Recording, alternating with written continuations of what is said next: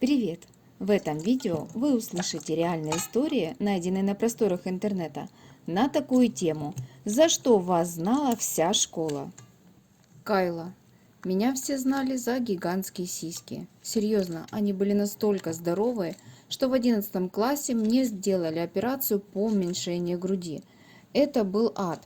Я не могла носить школьную форму, а на физкультуре я не могла сдать ни один норматив, так как они мне ужасно мешали двигаться. А еще самое обидное, что даже самые близкие и лучшие друзья шутили и обсуждали за спиной. Завидовать мне было нечему. Ксения Мелешко. После того, как я перешла в старшие классы из строжайшего лицея в творческую гимназию, где всем все можно, я стала одеваться как шаболда. Моим любимым сочетанием были каблуки и колготки с шортами, которые закрывали свитер или еще какая-нибудь кофта. В то время каждый, кто видел меня в коридоре и даже не был знаком со мной лично, подходил и говорил: «Ксюш, ты опять забыла надеть штаны?» Но мне почему-то не было стыдно, а забавно, и я продолжала так ходить. А еще за мой конченый смех меня часто называли косаткой. Короче, персонаж весьма специфический получился. Михаил Киров.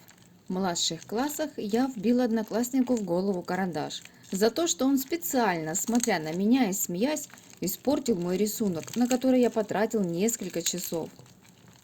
Абдыш. В 6 классе я так смачно чихнула, что сильно ударилась головой прямо о парту. Прошло 12 лет, но Абдыш все еще мое второе имя. Алмакс. Я была лесби. Один мальчик, с которым у меня не сложилось, решил мне как-то отомстить и начал говорить всем, что я бросила его ради девушки, хотя я даже не встречалась с кем-то после него еще года 2, но это никого не смутило. А потом было прозвище «девочка с айфоном». Отец мне подарил айфон заранее на выпускной, а в нашей глуши айфоны видели только по телевизору.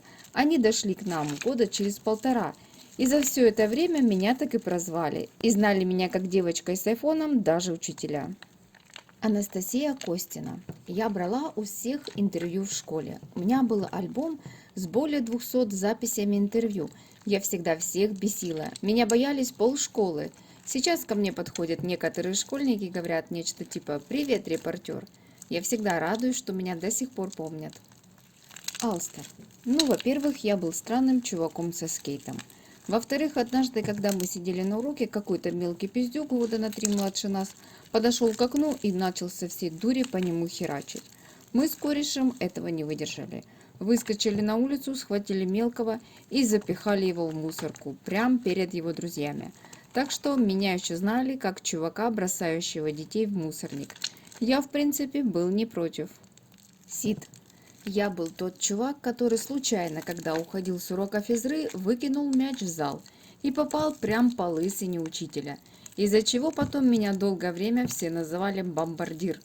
У него осталась огромная шишка. Кстати, мяч был баскетбольный, и кинул я его очень высоко.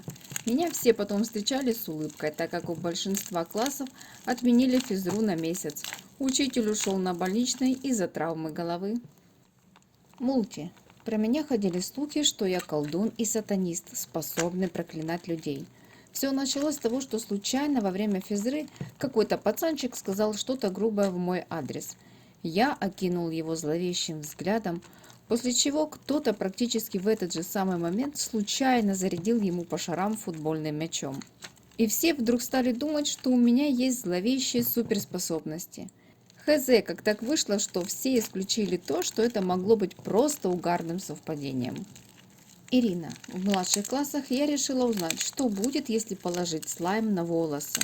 Естественно, добром это не кончилось. После этого мне пришлось отрезать часть волос, а мои одноклассники все еще помнят, как сильно я тогда плакала. Дмитро Коваленко.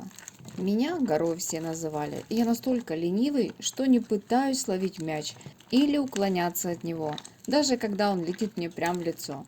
Теперь все хотят запердолить мне мяч в лицо. Димон. В прошлом году меня все называли пацаном с карандашами. Я всегда ходил в плаще и носил во внутренних карманах кучу разноцветных карандашей, которые постоянно подтачивал. Один раз я дал своим одноклассникам их на подсчет, и оказалось, что их там было порядка 200. Антон. Меня знали как чувака, который слишком долго аплодирует. Когда у нас была какая-нибудь школьная церемония награждения или какое-нибудь выступление, я постоянно хлопал дольше остальных. Снуп. Меня знали как чувака, которого пускают во все бары. Дело в том, что мой старший брат играл в группе, а я всегда примазывался к нему, чтобы помочь с аппаратурой. Я был техником группы, так сказать. Большинство баров разрешало мне тусить во время выступлений у сцены и потом помогать собирать все обратно. Так что я был 15-летним чуваком, который каждые выходные проводил в барах.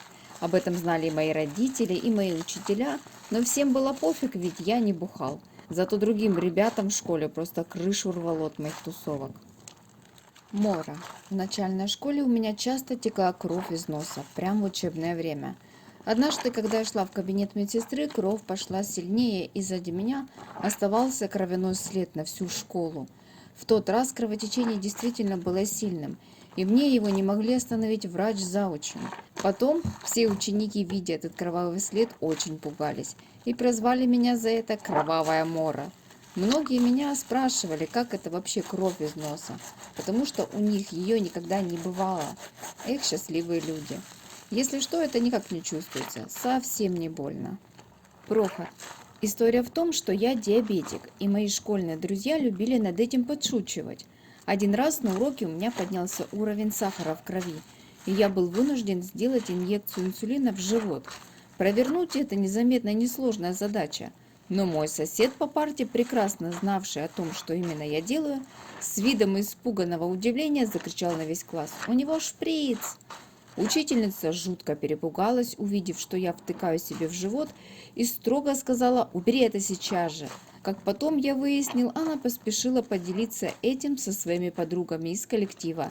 Видя, он вкалывал себе какие-то наркотики прямо на уроке, и какое-то время большинство учителей школы считало меня наркоманом. Лина, моя сестра, как-то на уроке засунула в рот степлер, а затем на какой-то хрен нажала на него и подавилась скобой.